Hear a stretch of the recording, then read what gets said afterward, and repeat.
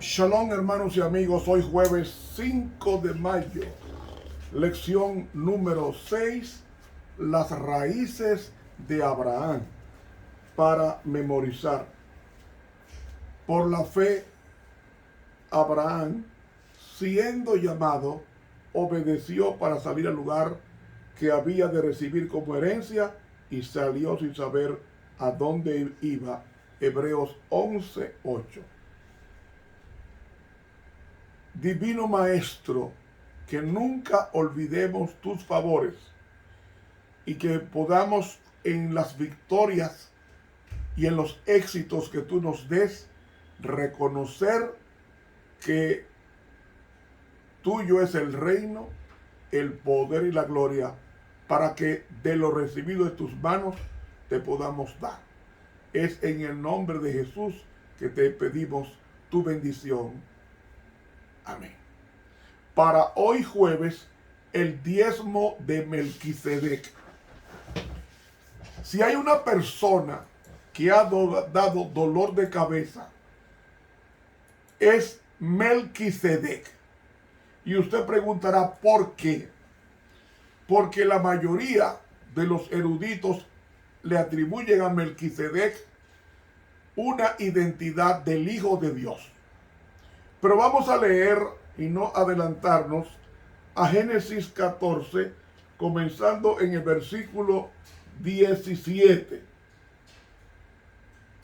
y terminando en el versículo 24. Y luego iremos a leer a Pablo en Hebreos capítulo 7 para que tengamos una mejor óptica de lo que vamos a explicar en este día. Génesis 14, donde nos quedamos ayer, ahora comenzando en el versículo 17. Y salió el rey de Sodoma a recibirlo cuando volvía de la derrota de Kedorlaomer y de los reyes que con él estaban al valle de Shabe, que es el valle del rey. Entonces Melquisedec, rey de Salem, sacó pan y vino, el cual era sacerdote del Dios Alto.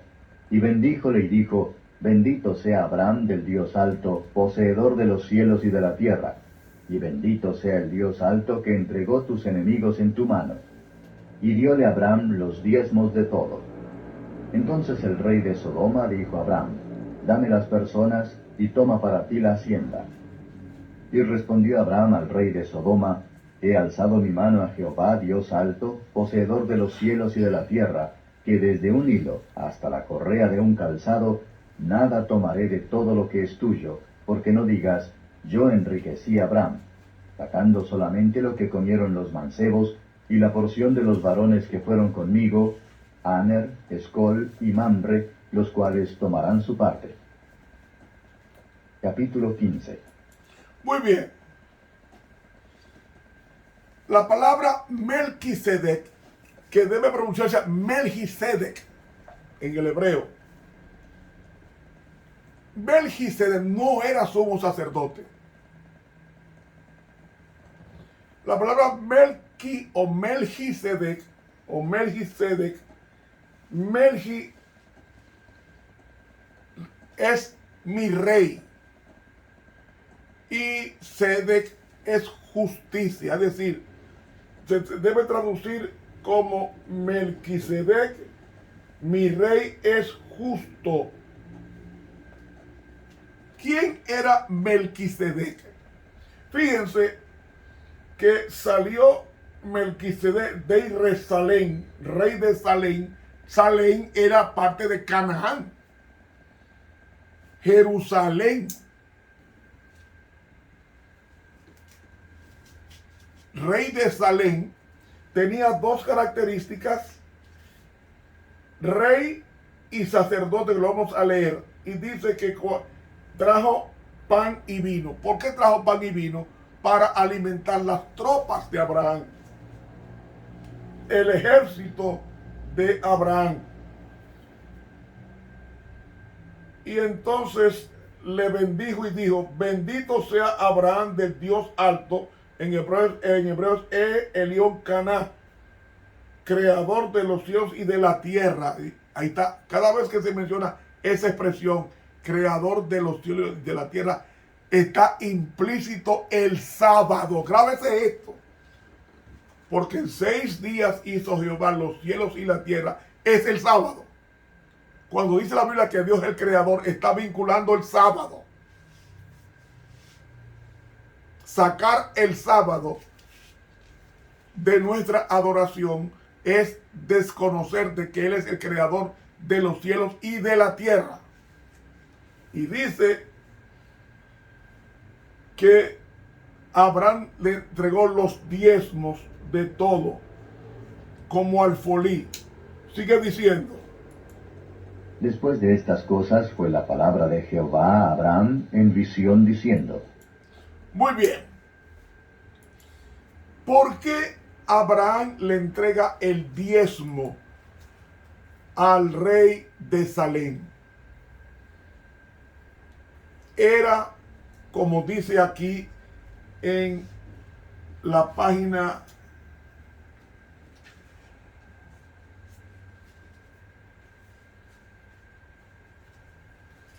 130 de este libro, que difiere de la página electrónica.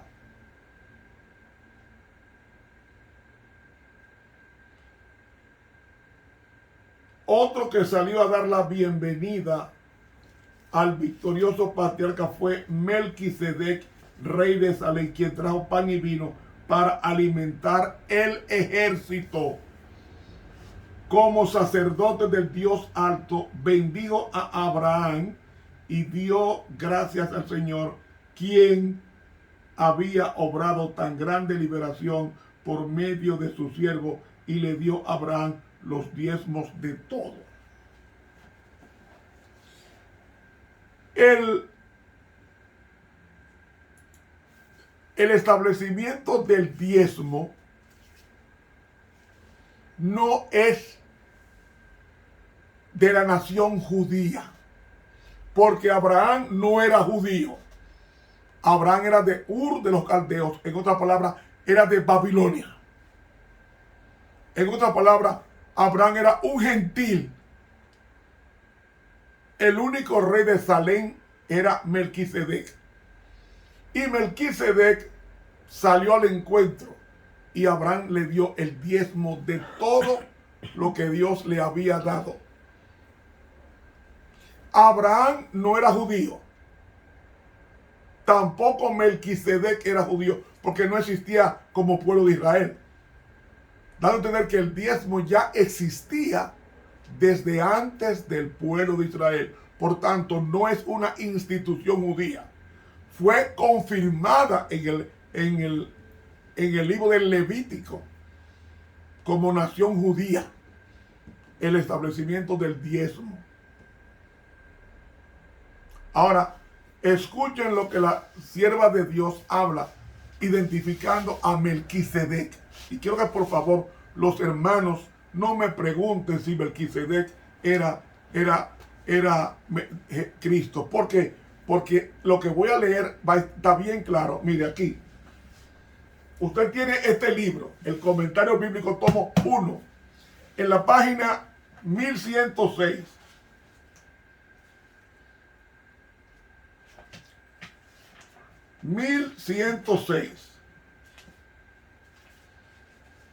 Dice ella: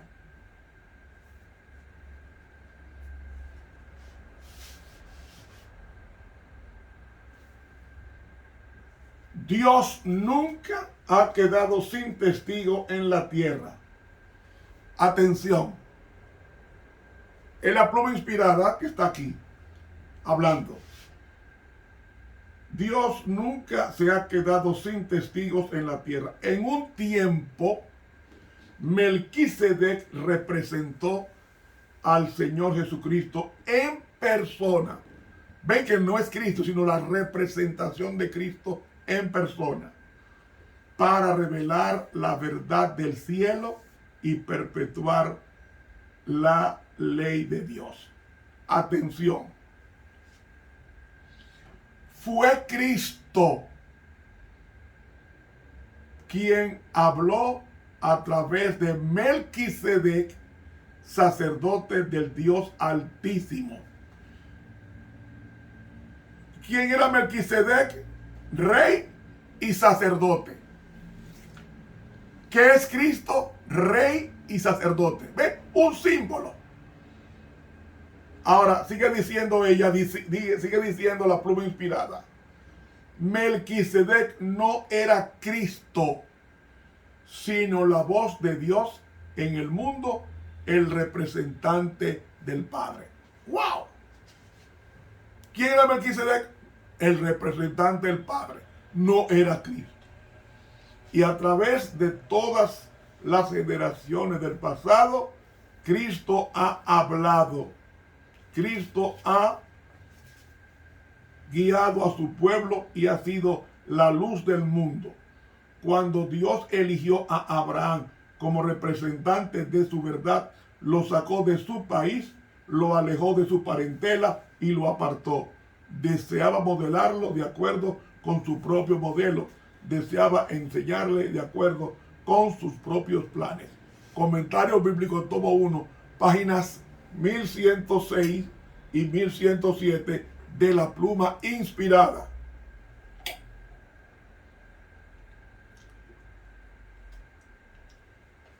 Ahora, ¿desde cuándo se fundamenta el diezmo? Oiga lo que dice en el mismo libro, en la misma página. El sistema del diezmo se remonta más allá de los días de Moisés. ¿Usted escuchó, mi hermano?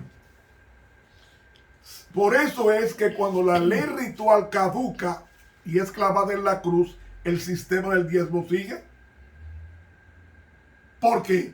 Porque no es una institución judía, sino que es una institución desde Adán. Y eso lo voy a leer. El sistema del diezmo se remonta más allá de los días de Moisés. Se requería que se presentaran ofrendas a Dios con propósitos religiosos aún antes de habérsele dado a Moisés detalladamente el plan del diezmo. Este se remonta a los días de Adán, dice la sierva de Dios. El diezmo comenzó en el jardín del Edén. No fue cuando Abraham le devolvió el diezmo a Melquisedec, símbolo de Cristo.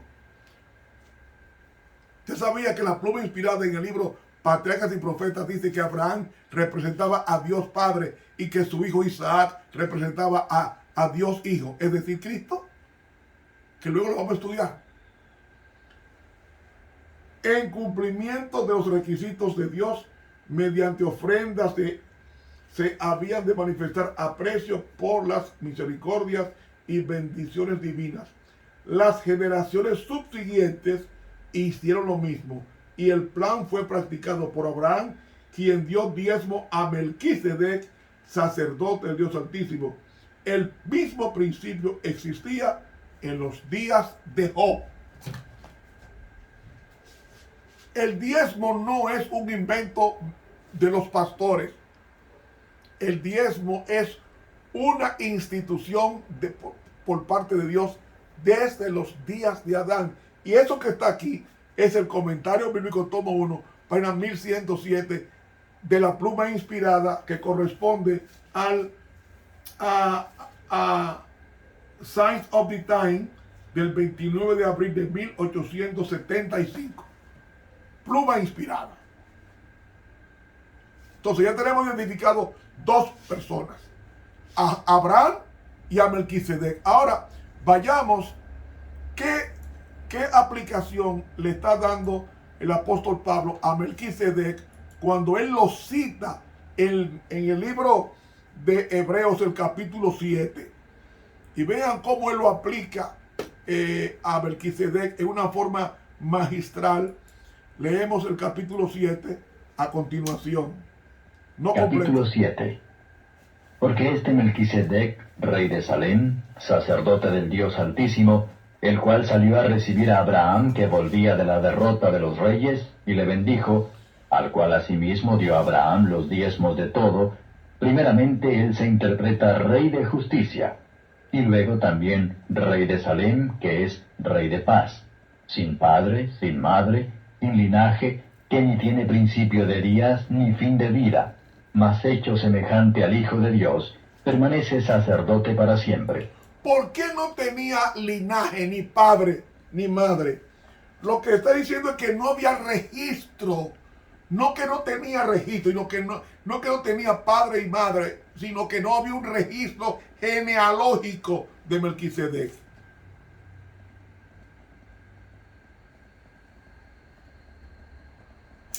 Y dice que no tiene principio de días.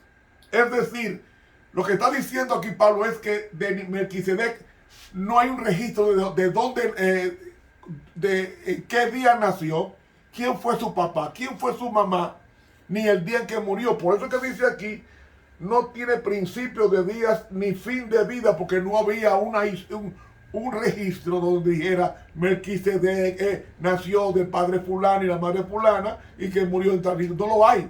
Pero no significa con eso que él era como Cristo, que no tenía ni principio ni fin. Y dice que permanece como sacerdote para siempre. ¿Quién? No Melquisedec, sino Cristo. Porque Cristo no podía venir del sacerdocio arónico. ¿Por qué no? Porque para Cristo ser sacerdote arónico tenía que haber nacido de la tribu de Leví. Pero Jesús nació de la tribu de Judá. ¿Y por qué de la tribu de Judá? Porque de Judá venían los reyes. Y Jesús sería rey de Salem, porque Jerusalén es la capital del reino de Dios. ¿Y por qué del orden de Melquisedec? Porque tiene que venir de Jerusalén y sacerdote del Dios Altísimo. Por eso que para siempre, porque el sacerdocio arónico caducó con la muerte de Cristo. Pero cuando Cristo asciende al cielo, asciende como de la tribu de Judá, no de la tribu de Leví, y por tanto él toma el sacerdocio nuevo, inaugurado por él, que es el sacerdocio de Jerusalén, porque de la tribu de Judá venía Melquisedec. Y en ese sentido, Jesucristo es, según el orden de Melquisedec, porque era del mismo sitio de Melquisedec, de Judá. Jesús nació en Belén de Judea, dice la Biblia. Entonces sigue diciendo el apóstol Pablo: mirad pues cuán grande fue este, al cual aún Abraham el patriarca dio diezmos de los despojos. Y ciertamente los que de los hijos de Leví toman el sacerdocio, tienen mandamiento de tomar del pueblo los diezmos según la ley, es a saber, de sus hermanos, aunque también hayan salido de los lomos de Abraham. Mas aquel cuya genealogía no es contada de ellos, tomó de Abraham los diezmos y bendijo al que tenía las promesas. Porque no era levita. Los levitas sí tenían. Para usted ser sacerdote, tenía que ser de la genealogía levítica. Jesús no era levita. Por eso que no tiene genealogía. Melquisedec.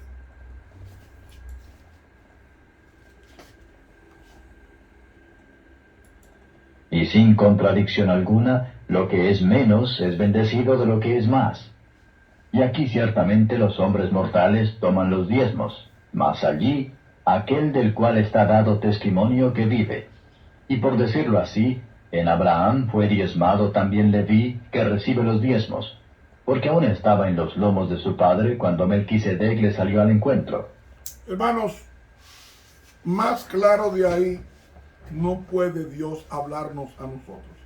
Y saben, mis hermanos, en la economía hebrea, 1/10 parte de las rentas del pueblo se reservaba para sufragar los gastos del culto público de Dios. Pero el origen del sistema de diezmo es anterior a la nación hebrea.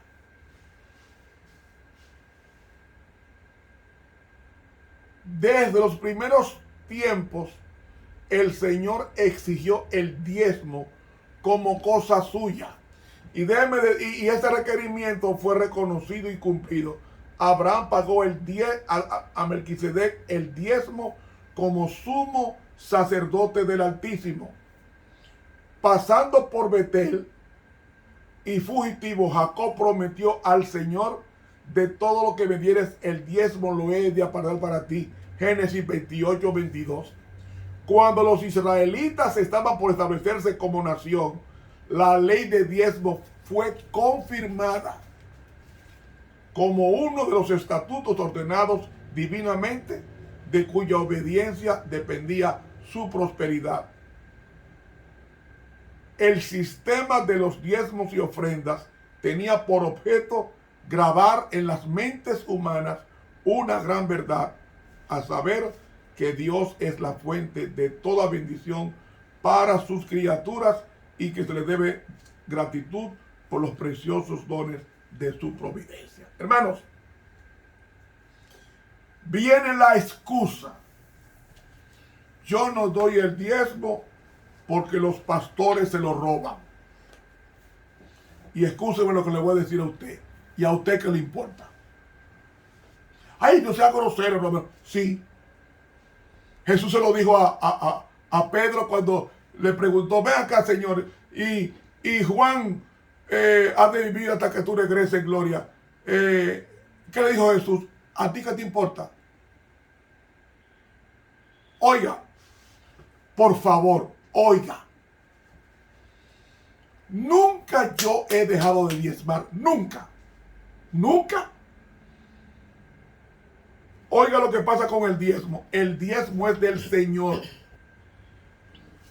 Y el Señor va a defender su dinero. No lo defiendas tú. No lo defiendas tú. Tu función, tu responsabilidad es llevar el diezmo al alfolí. El alfolí es la tesorería. Y le voy a poner un ejemplo. Si cogen el diezmo tuyo y lo usan para comprarse carro de lujo, un pastor X, ese no es tu problema. El problema es del pastor con Dios, no tuyo. Tú, como fiel dador del diezmo, tú vas a recibir la bendición independientemente de lo que haga el pastor X o el hermano X con el diezmo. Le voy a poner lo que Jesús dijo: dad a Dios lo que es de Dios y a César lo que es de César. Yo una pregunta: ¿es correcto pagar los impuestos? Sí, Jesús lo dijo. Dad a César lo que es de César. ¿Qué es de César? Los impuestos. Ahora bien, ¿usted cree que todo el dinero que usted da del IRS o del impuesto sobre la renta le dan el gusto que tú quieres? No. Yo pago mis impuestos para que haya calles asfaltadas, para que haya hospitales, para que haya medicamentos, para que haya una fuerza pública para proteger la nación. Pero ¿qué sucede? De ese mismo dinero de impuestos que tú y yo pagamos, sacan dinero para usarlo en armamento, para matar. Yo no lo di para eso, pero el Estado ha usado parte del impuesto que yo pagué para usarlo en armamento. ¿Me va a juzgar Dios mal porque no? Dios va a juzgar mis motivos. Yo di para que se mantenga el estamento del poder, no para que haya armas de fuego. Pero ellos compran armas de fuego con el impuesto tuyo. Entonces, tú lo vas a dejar de pagar porque usan el dinero mal o se lo están robando. Aunque los gobiernos se roben el impuesto, tienen que pagarlo. Porque la función tuya es pagar el impuesto y dejarle a Dios los resultados. La función tuya es devolver el pago del impuesto, el IRS o el impuesto sobre la renta o el impuesto a los ingresos. Y lo que Dios va a tomar en cuenta son los motivos que te mueven a esto, a cumplir con lo que dice Jesucristo. ¿Qué dijo él? Dad a César lo que es de César y a Dios lo que es de Dios. Si un pastor X, un presidente de una organización se lo roba, cosa que no puedo decir que sea así, Ese no es su problema. La bendición tuya va a venir. Y termino con esta breve historia. William Colgate hizo un pacto con Dios. Él no era adventista, Él no era adventista y dijo, si esta industria que voy a comenzar de pastas dentales, que primero fueron jabones, si Guillermo Colgate, él dijo, un pacto haré con el Señor. Si Dios bendice esta empresa, al final de cada año yo voy a sacar el diezmo y lo voy a llevar a la iglesia. Al final, él ganó mucho en el primer año de la venta de la pasta Colgate. En el segundo año, él dijo, Dios mío, si tú me bendices como en el primer año, te voy a dar 2 diezmos. Y el segundo año, William Colgate vendió el doble y dio doble diezmo. Y fue subiendo. El tercer año le dijo, Señor, si me bendice, como me dijiste en el anterior, te voy a dar 3 diezmos. Y Dios lo bendijo 3 veces y Dios devolvió 3 diezmos. Pregunto, ¿saben ustedes cuántos diezmos terminó dando Colgate? Colgate terminó dando el 90% a Dios en el diezmo y se quedaba con el 10% de ganancia. O sea, Colgate le daba 9 de diezmo y 1 para él. Cuando la Biblia dice que era 1 para Dios y 9 para, o sea, un 10% para Dios y 90 para él, él lo invirtió al final y dijo, he ganado tanto que ahora el 90% de mi ganancia es para Dios y el 10% para mí. Yo hago esta pregunta. ¿Cuál es la mejor pasta del mundo? No es la Colgate. No es la Colgate. Pero ¿cuál es la pasta que más se vende en el mundo? La Colgate. ¿Por qué? Porque Dios bendice al que diezma sus frutos.